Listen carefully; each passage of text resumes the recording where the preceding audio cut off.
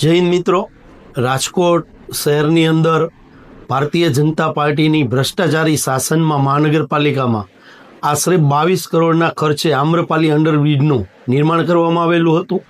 એ નિર્માણની અંદર એટલો બધો ભ્રષ્ટાચાર થયો છે કે વગર વરસાદની સિઝને પણ બ્રિજની અંદર પાણી ટપકે છે, કાદવ ટપકે છે. આ છેલ્લા 4 વર્ષથી આ બ્રિજ બન્યો છે ને 4 વર્ષથી આ સમસ્યા છે. જ્યારે કોંગ્રેસે આમનો વિરોધ કર્યો છે અથવા ટકોર કરી છે મહાનગરપાલિકાને, ત્યારે માત્ર સફાઈ કામ થયું છે.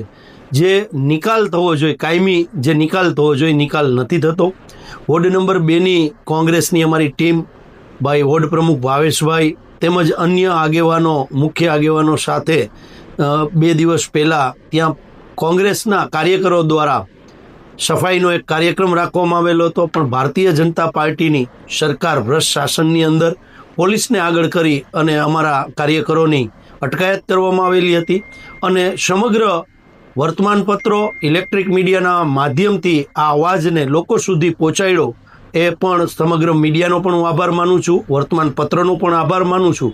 જે નહીં, મીડિયાના અવાજથી અને કોંગ્રેસના વિરોધથી આજે રાજકોટ મહાનગરપાલિકાએ ફરીથી આ સફાઈ કામ શરૂ કર્યું છે.